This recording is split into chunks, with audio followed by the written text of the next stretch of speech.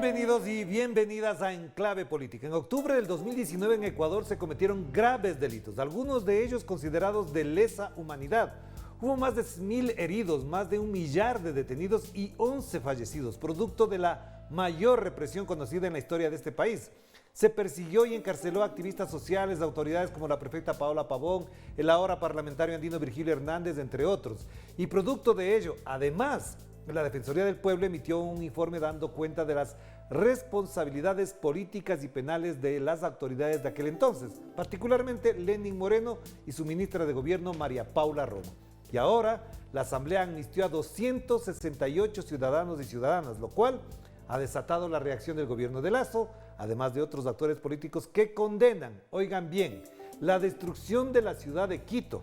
De esto queremos conversar con el dirigente de la Revolución Ciudadana, parlamentario andino y también beneficiado de la amnistía, Virgilio Hernández. Virgilio, qué gusto tenerte acá, ¿cómo estás? Qué gusto, siempre es un gusto, Orlando. ¿Cómo recibes esto? ¿Cuál es la emoción que causa después de además 2 años de juicio? ¿Estuviste preso? ¿Qué significado tiene esto? Después de 29 meses de persecución, yo asumo esto como que es un símbolo de unidad nacional de las fuerzas democráticas frente a lo que se consideró el peor gobierno de la historia. Y yo creo que ya en eso ahora muchos sectores políticos nos dan la razón.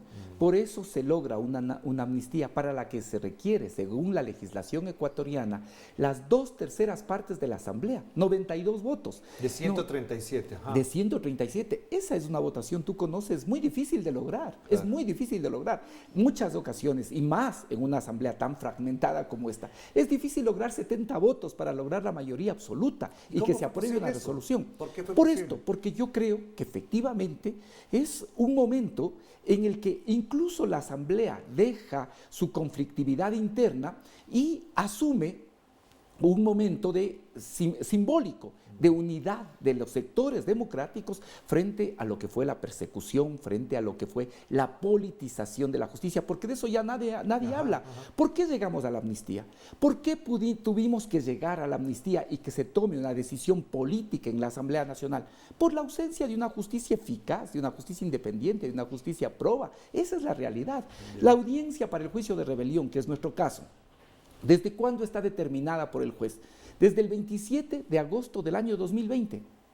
1 año y medio esperando que se realice una audiencia. 1 año y medio esperando que se realice una audiencia. Y hasta ahora no decidían claramente quién es competente para juzgarnos, si la Corte Nacional o la Corte Provincial. Eso puede ser justicia. Claro. Entonces creo yo que hay un momento en que la Asamblea puede evidenciar toda esta serie de casos, toda esta serie de hechos que se ha venido sucediendo con la justicia y por ello, de forma simbólica, hace un alto, incluso a su conflictividad interna y aprueba las amnistías, no con 92 votos, con 99 votos. Pero Virgilio, parecería que en vez de calmar los ánimos, de que el país del encuentro del que habla el señor Guillermo Lasso, de la unidad nacional, en cambio lo que vemos la reacción es virulenta.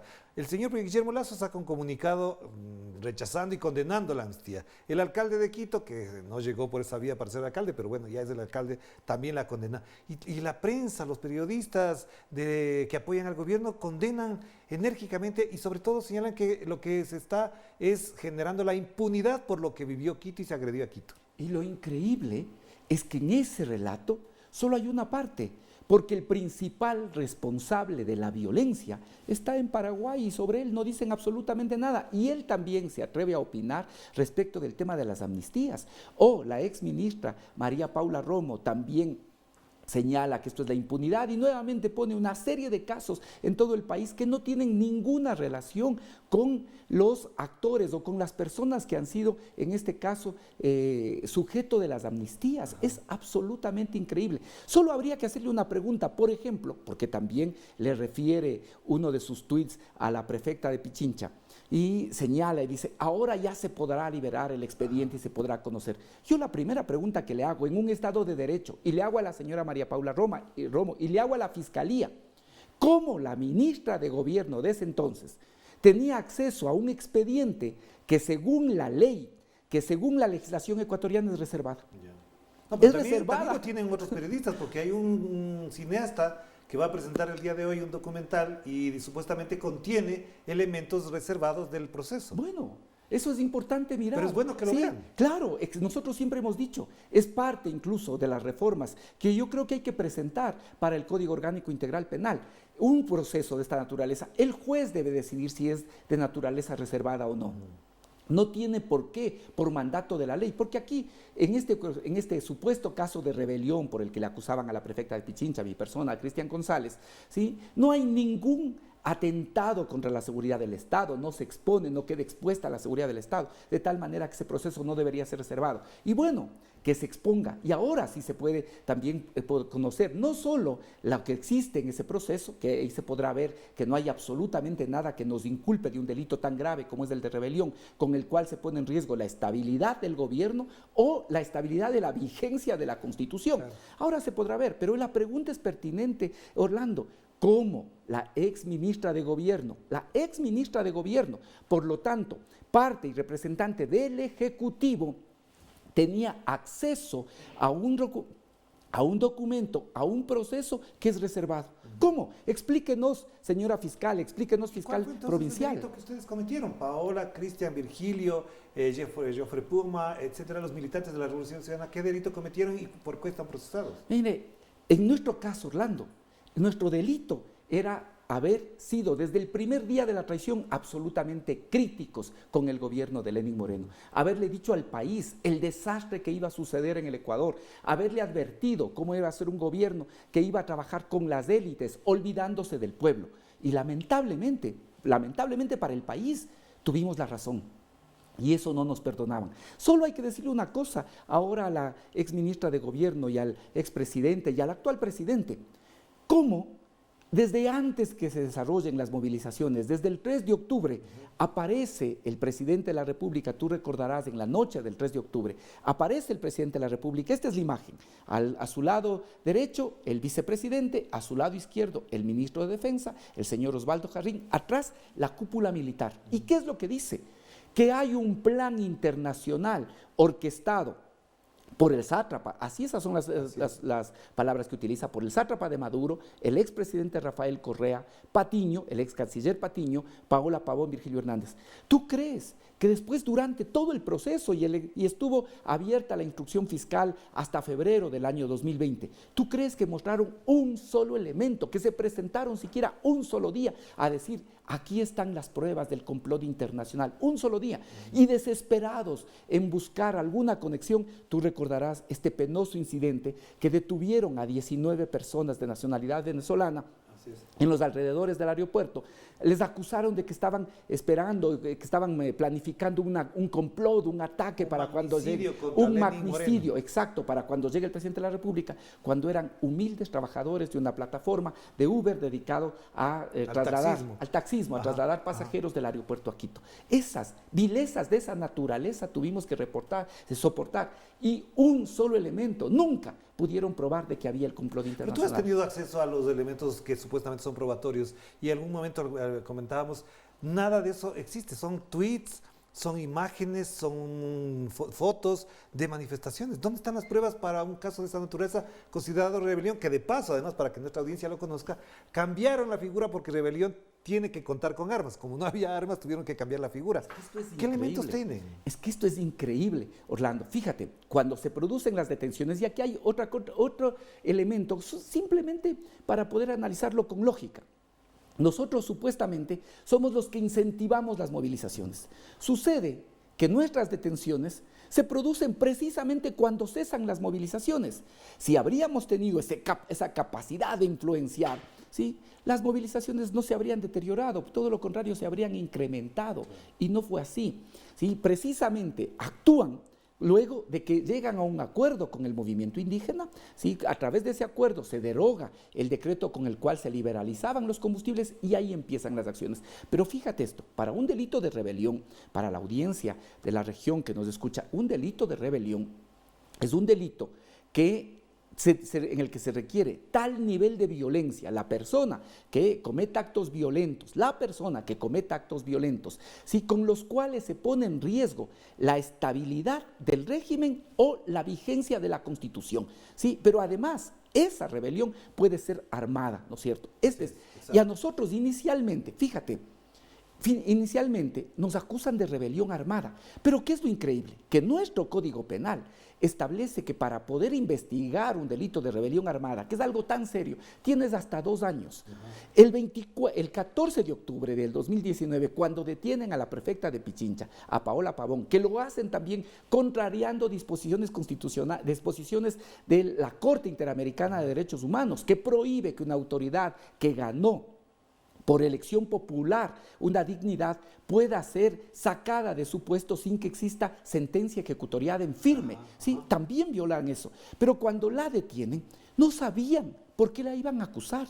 La detienen el 14 de octubre con fines investigativos y en menos de 24 horas arman esta figura de la rebelión armada. Y el 15 de octubre, en cambio, la llevan a una audiencia cuando ya estaba detenida, la llevan a una audiencia, a ella, Cristian González, a Pablo del Hierro, la llevan a una audiencia por rebelión armada.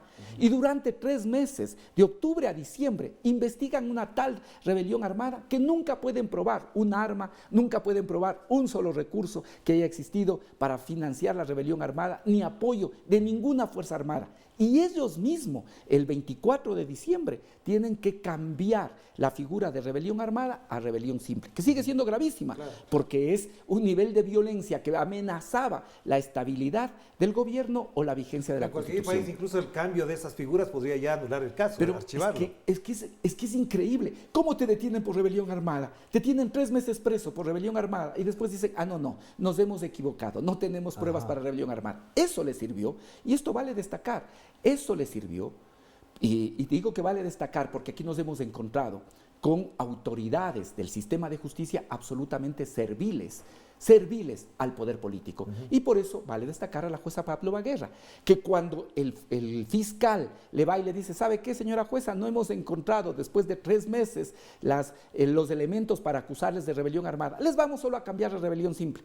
Entonces la jueza les pregunta, ¿pero por qué están presos? Pues claro, no hay necesidad de que estén presos, ¿sí? Y la jueza decide liberarnos, resiste las presiones del poder político, no una funcionaria porque es correísta, como dijeron, la jueza correísta, no, funcionaria de 40 años, 40 años de la función judicial, pero les resiste al poder político y les dice, no, señores, no, ¿sí? Entonces se van libres y en lugar de la prisión nos colocan oprobioso grillete, pero al mismo tiempo demuestra la valentía de esta jueza que fue capaz de resistir las presiones del poder político, además la obligación de presentarnos una vez a la semana y adicionalmente la prohibición de salida del país, que no se ha modificado, incluso a pesar de que ahora yo soy representante del Ecuador ante el Parlamento andino, claro, y sin embargo no he podido concurrir a las reuniones que se hacen del Parlamento andino precisamente porque hay esta prohibición de salida del país. Y después, para que nuestra audiencia de la región pueda conocer,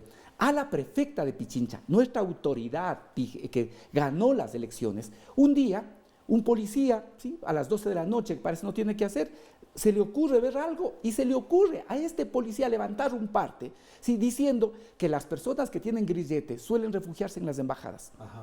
Y solo bastó ese informe, ese parte policial reservado, para que nuevamente el fiscal pida al juez, ¿sí?, que se tomen medidas, y se buscaba nuevamente apresarle a Paola Pavón. El juez dice no, que no se le aprese, pero que en lugar de presentarse una vez, se presente 3 veces por semana. Hagamos la primera pausa, Virgilio, porque es importante lo que implica ya para este momento, después de la aprobación de la Asamblea de la Amnistía. Es importante conocer en cambio las reacciones y además qué procede, qué viene a continuación. Vamos a la pausa.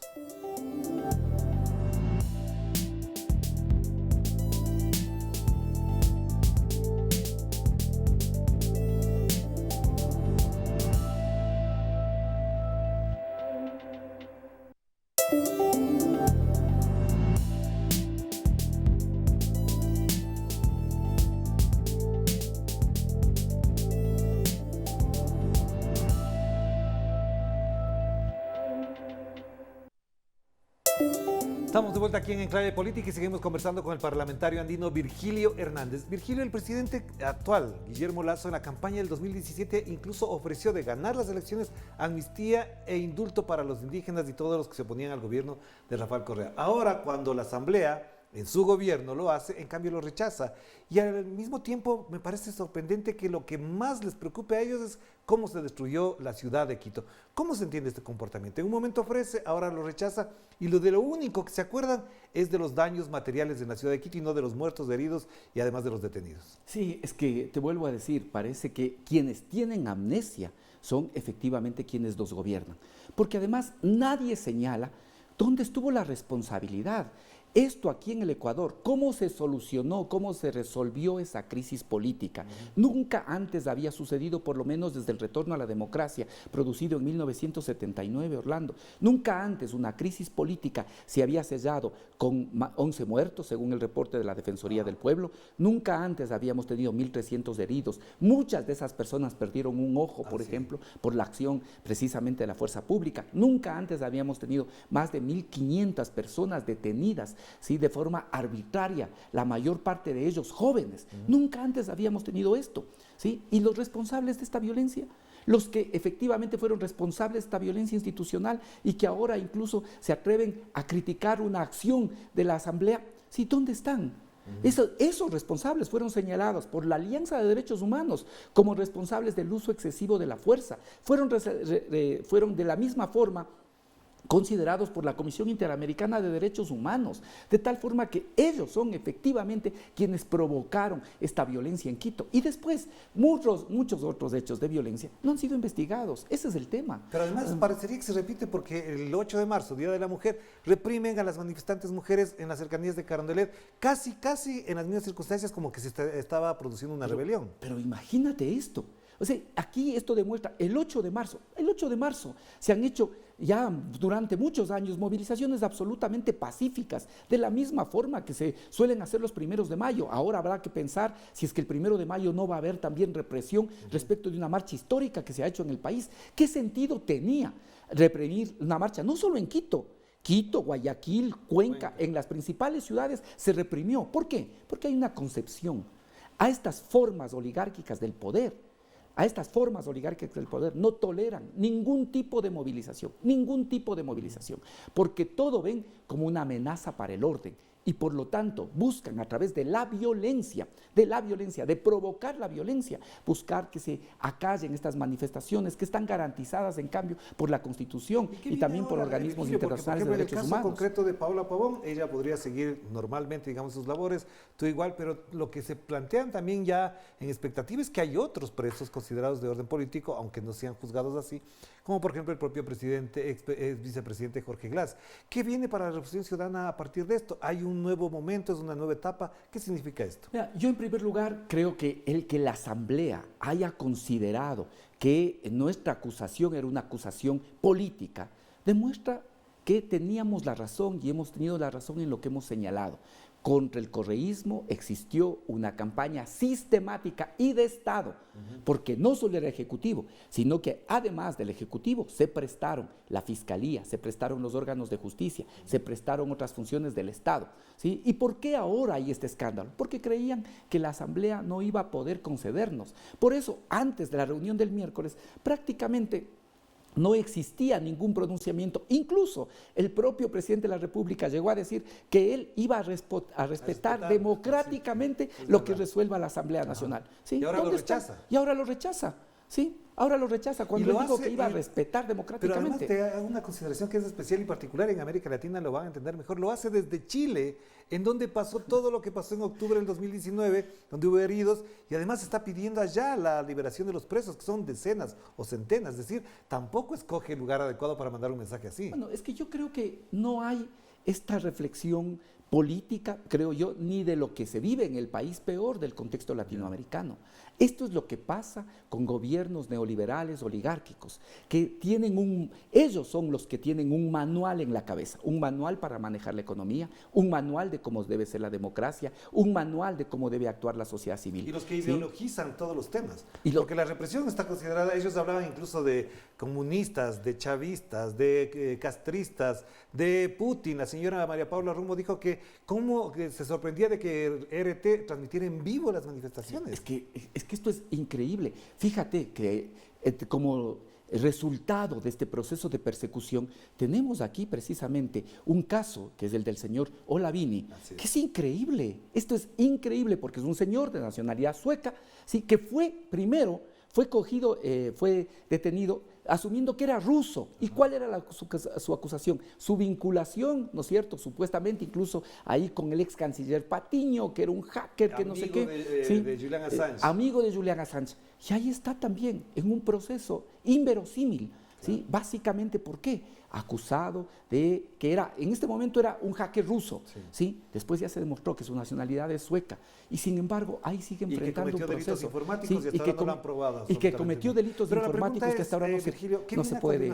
¿Qué va a pasar con ustedes? ¿Qué rol va a jugar la Revolución Ciudadana en adelante? Bueno, nosotros vamos a seguirle diciendo al país lo que hasta ahora le hemos dicho, ¿sí? Que gobiernos como el que tuvimos de Lenín Moreno, y si es que sigue por esa misma senda el gobierno actual, no le ofrecen futuro al Ecuador. Y nosotros vamos a seguir trabajando como lo hemos realizado siempre. Vamos a buscar seguir conectados con la gente, vamos a seguir defendiendo los intereses del país, defendiendo los intereses también de la mayoría del pueblo ecuatoriano.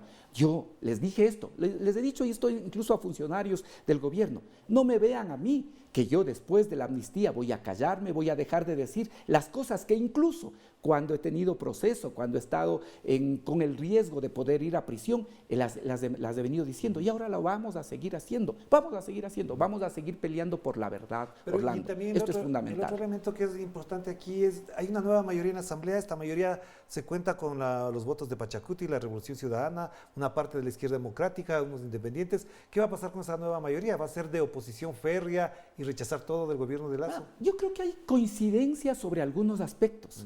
Yo creo que hay coincidencia sobre algunos aspectos. ¿Qué nueva mayoría? Fíjate, analicemos un poco la votación con la que se conceden las amnistías. Esta nueva mayoría, dicen que sería una nueva mayoría en la que participa UNES, en la que participa el Partido Social Cristiano y participa un sector de Pachacuti.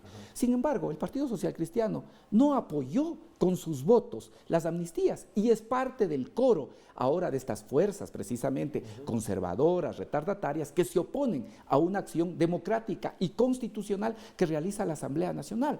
Yo creo que aquí lo que hay es coincidencias. Para las amnistías existió una coincidencia más bien de los sectores democráticos, y en otros casos existe coincidencias, y una de esas coincidencias precisamente es que no se puede seguir desenvolviendo una asamblea que atropella incluso su propia ley, que atropella la Constitución, que atropella el orden jurídico ecuatoriano por estar subordinada al gobierno. Yo creo que eso es lo que existe también como coincidencia, en cambio, para poder reclamar un funcionamiento más democrático, porque esta falta de independencia y sobre todo de un funcionamiento democrático de la Asamblea, claro que ha tenido consecuencias para la mayor parte de ecuatorianos. No es que es una pelea entre los sectores políticos y entre políticos. Mira, a través de esta subordinación de la Asamblea al Ejecutivo, se publicó una ley cuando esa ley fue negada por la Asamblea con 90 votos. ¿Por qué se publicó? Porque en la comunicación que sale de la Asamblea se omite la votación de 90 votos, 90 de 137, con la que se niega el proyecto económico urgente, que es un verdadero asalto tributario a los sectores medios. Fue a través de esta subordinación que se publica en el registro oficial un presupuesto que fue observado por la Asamblea.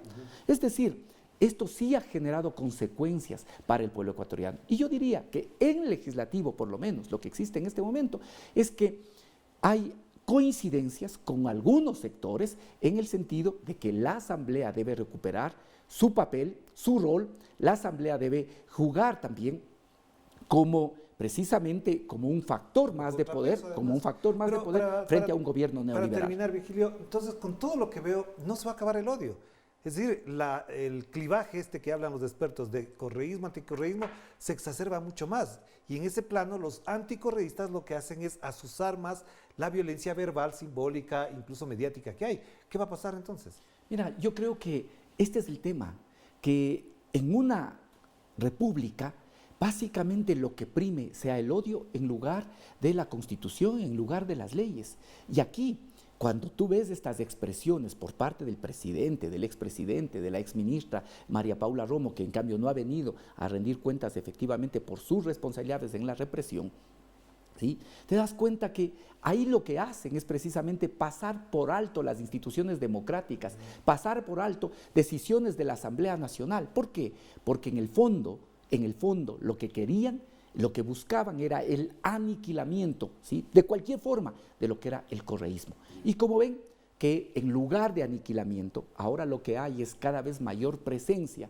Entonces piensan que este es un tema de Estado y recurren a lo peor de las formas oligárquicas, que es la violencia, que es la deslegitimación, que es buscar básicamente el aniquilamiento político de los opositores. Gracias, Virgilio, y además toda la solidaridad contigo, porque sé lo que ha pasado a tu familia, lo que ha pasado tú mismo en la cárcel, etcétera, que no es nada fácil, por supuesto, en estas circunstancias. Seguiremos hablando de esto. Cuídense mucho. Que la pasen bien. Chao, chao.